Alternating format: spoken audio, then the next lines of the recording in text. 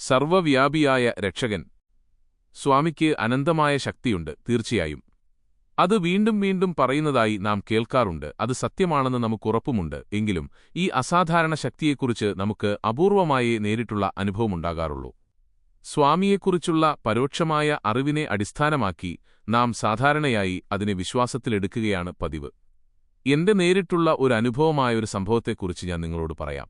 ആ കാലത്ത് ഇന്ത്യയിൽ ഉടനീളം ചുറ്റിത്തിരിയുന്ന നിരവധി ഹിപ്പികളുണ്ടായിരുന്നു.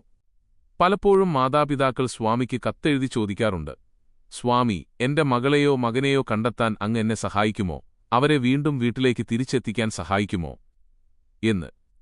ഇടയ്ക്കിടെ സ്വാമിക്ക് അതിന് സാധിക്കാറുണ്ടായിരുന്നു.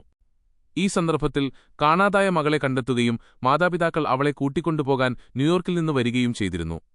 രാവിലെ ബംഗളൂരുവിൽ നിന്ന് ടാക്സിയിൽ വൈറ്റ്ഫീൽഡിലേക്ക് വന്നതായിരുന്നു അവർ. എന്നാൽ അവിടത്തെ ടാക്സി സാഹചര്യങ്ങൾ മനസ്സിലാക്കാതെ അവർ ടാക്സിയെ തിരികെ ബംഗളൂരുവിലേക്ക് വിട്ടിരുന്നു. അതിനാൽ വൈകുന്നേരം സ്വാമി തന്റെ മുറിയിലേക്ക് മുകളിലേക്ക് പോയതിനുശേഷം 6 മണിയോടെ അവർക്ക് ബംഗളൂരുവിലേക്ക് മടങ്ങേണ്ടിയിരുന്നു. പക്ഷേ അവരുടെ കൈവശം ടാക്സി ഉണ്ടായിരുന്നില്ല. അവർ എന്റെ ഭാര്യയോടും എന്നോടും ചോദിച്ചു, ഞങ്ങൾക്ക് നിങ്ങളുടെ കൂടെ യാത്ര ചെയ്യാൻ പറ്റുമോ എന്ന്. ഞങ്ങൾ പറഞ്ഞു, തീർച്ചയായും. അങ്ങനെ ആ ടാക്സിയിൽ എന്റെ ഭാര്യയും ഞാനും, ആ മാതാപിതാക്കളും പെൺകുട്ടിയും, പിന്നെ തീർച്ചയായും ടാക്സി ഡ്രൈവറും ഉണ്ടായിരുന്നു.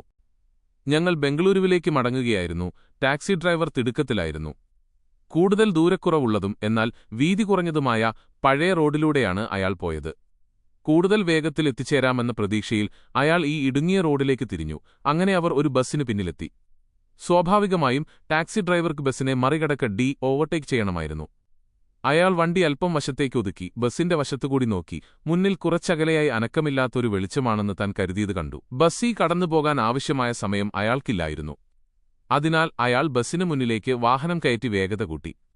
അപ്പോഴാണ് താൻ ഗുരുതരമായൊരു തെറ്റാണ് ചെയ്തതെന്ന് ഞങ്ങളെപ്പോലെ അവനും മനസ്സിലായത്. സ്റ്റേഷനറിയാണെന്ന് കരുതിയ ആ ഒറ്റ വെളിച്ചം അതിവേഗതയിൽ ഞങ്ങളുടെ നേരെ വന്നുകൊണ്ടിരുന്ന ഒരു കാറിന്റെ ലൈറ്റായിരുന്നു. സാധാരണയായി നിങ്ങൾ മുഖാമുഖമുള്ള ഒരു കൂട്ടിയിടിയെ നേരിടുമ്പോൾ കാറുകളിലൊന്ന് റോഡരികിലെ ചാലിലേക്ക് വെട്ടിക്കും. കാരണം ജീവനോടെ ഇരിക്കാൻ ഒരു സാധ്യതയുണ്ട്. എന്നാൽ നിങ്ങൾ നേരെയാണ് ഇടിക്കുന്നതെങ്കിൽ യാതൊരു സാധ്യതയുമില്ല. എന്നാൽ ഇവിടെ റോഡ് പണി നടന്നുകൊണ്ടിരുന്നതിനാൽ ഞങ്ങൾക്ക് ആർക്കും ചാലിലേക്ക് വാഹനം മാറ്റാൻ കഴിയുമായിരുന്നില്ല. കൂടാതെ റോഡിന്റെ വശത്തുകൂടി ചാൽ തടസ്സപ്പെടുത്തി റോഡ് നിർമ്മാണ സാമഗ്രികളുടെ നീണ്ട നിരയുണ്ടായിരുന്നു. ഒരു വശത്ത് ബസ്സും മറുവശത്ത് റോഡ് നിർമ്മാണ സാമഗ്രികളും.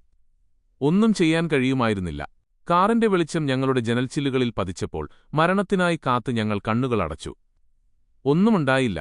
ഞങ്ങൾ കണ്ണുകൾ തുറന്നപ്പോൾ ഞങ്ങൾ മുന്നോട്ട് തന്നെ നീങ്ങിക്കൊണ്ടിരിക്കുകയാണെന്ന് കണ്ടു. ഞങ്ങൾ തിരിഞ്ഞ് പിൻവശത്തെ ജനലിലൂടെ നോക്കിയപ്പോൾ ആ കാറിന്റെ പിൻലൈറ്റുകൾ അപ്രത്യക്ഷമായിക്കൊണ്ടിരിക്കുന്നതാണ് കണ്ടത്. ഞങ്ങൾക്ക് പിന്നിൽ. അസാധ്യം. അങ്ങനെ സംഭവിക്കാൻ യാതൊരു വഴിയുമില്ലായിരുന്നു. അകത്തെ ദിവസം രാവിലെ ഞങ്ങൾ വളരെ നേരത്തെ തന്നെ വൃന്ദാവനിലേക്ക് പുറപ്പെട്ടു. സ്വാമി ഉമ്മറത്തുണ്ടായിരുന്നു. ഞാൻ സ്വാമിയുടെ പാദങ്ങളിൽ വീണു പറഞ്ഞു, സ്വാമി, ഞങ്ങളുടെ ജീവൻ രക്ഷിച്ചതിന് ഞങ്ങൾ അങ്ങയോട് നന്ദി പറയുന്നു. സ്വാമി പറഞ്ഞു, അതെ, അതെ, അതൊരു വലിയ സംഭവമായിരുന്നില്ലേ? അദ്ദേഹം കൂട്ടിച്ചേർത്തു, നിങ്ങൾ വല്ലാതെ ഭയന്നുപോയി.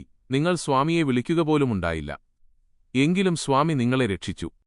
ഉമ്മറത്തിന്റെ ഭിതിയോടനുബന്ധിച്ച് സ്വാമിയുടെ ഭക്തരായ തെലുങ്ക് ഡോക്ടർമാരിൽ ചിലർ ഇരിക്കുന്നുണ്ടായിരുന്നു.